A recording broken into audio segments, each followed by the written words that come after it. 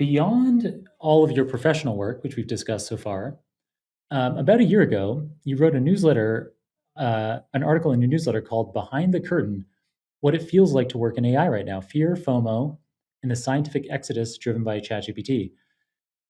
I totally feel this too. Like it seemed like, it seems so hard to be able to find like terra firma, something constant that you can just like be like, okay, investing in understanding that is going to be great for my career for years to come. It seems like everything's moving so quickly. That yeah, it is scary. So yeah, so I don't know if you want to talk more about that article, and People have basically, settled down a bit. I think this was a transition period to where we're at now.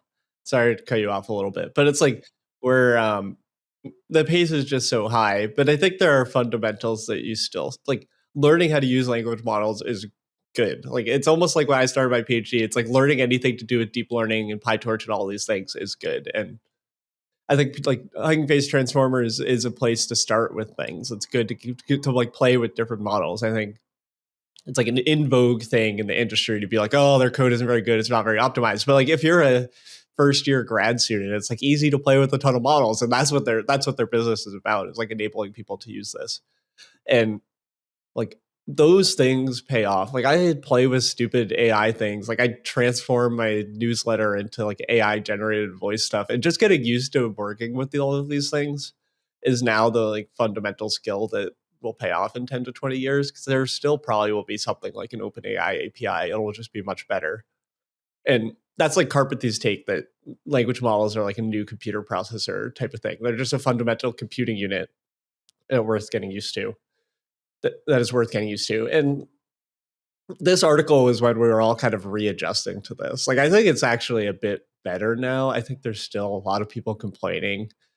I think that was like yesterday, Jan LeCun tweeted this thing, which is like, if you want to have true impact in AI, don't work on language models. And I just feel like there's so much gatekeeping against telling people, like, just go be excited and try things, which was one of like, I tweeted, I like quote tweeted to say the opposite, which like you can have a nice life and work in language models. So it definitely brings out the like haters for some reason. They're like, this is a bad take. It's like, why? Like, you just have to go play with things. And if you're building things, it's much less important what the noise is, because you're actually doing things rather than like sitting back and getting bombarded with these random release this, release that, which is obviously cool, but most of them don't matter. And it's just like good to get grounded in actually doing stuff. I don't know if that answers your question, but I don't expect this to change.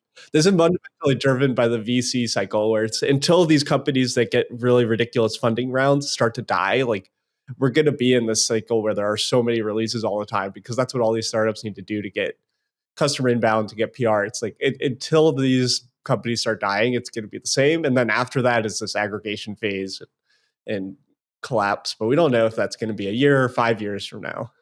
and I like your point in there that LLMs, they make things, they provide so many different kinds of applications that we can be building now that we couldn't before. And another great advantage of them is that it also just it makes my workflows a lot easier, whether it's an inline code assistant or something like Claude, which I use for questions that I just have about the world all the time. So yeah, uh, it is exciting, but yeah, it can be scary at times. And so It's worth reading that article to understand what the zeitgeist was like if you were a student. Like that was really built up just talking from everyone at Hugging Face. That's all just was like freaking out collectively, and I was just like, I'm just gonna. It's like fired up one afternoon. It's just gonna go put all of this on a page, and it's. I think it's a good capture of the moment when something kind of goes viral like that. I don't think I could recreate it, because we're in much more of a steady state now. Like we're no longer in this super high entropy state. It's noisy, but most people are used to it. yeah, makes sense. So in terms of being able to have a better work-life balance, so, I mean, to not be fearful of things, to just allow mental health to always come first, which is something you've written on your website. You've managed to integrate your passion for cooking, fitness, and health into your daily routine. How does this influence your approach to work? And do you think this is helpful for achieving work-life balance?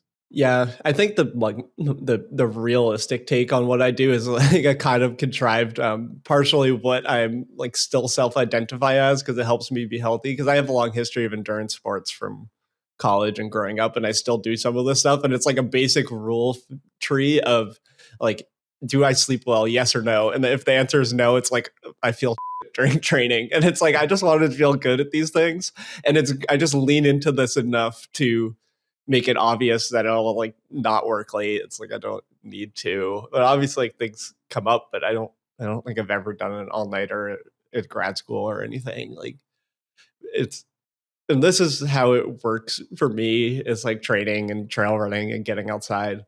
And it's mostly finding what works for you. And I do think it's worthwhile. That was a part of why I want to be in person. It's like if you're really I think a lot of people in CS and related fields are so good at optimizing and organizing their life, which is like being remote is so convenient that I can like overdo this, which is like I'm like, oh well, it's 5 p.m. I gotta go do my workout now. Where it's like if you have to walk 20 minutes into the office, it's just like a bit more structure to like take back control of your life, which is why like that's like, gonna help me a lot. And you just need to have things in your life that make that the case to just have like have some sort of things that you don't control and things outside of work. It's hard though. I think it's still coming out of COVID in that regards. I mean, you do remote interviews a lot of the times. Like, I don't know how to balance that. Like, I've thought about interviews for my blog and I'm considering whether or not I only do them in person, which is like go to a conference and I bring a microphone and I see if I can get somebody interesting, which obviously reduces my throughput. But it's just trying to make these rules in my life that reinforce doing things that are actually in the real world. So I think about it a lot, and I don't think there are perfect answers.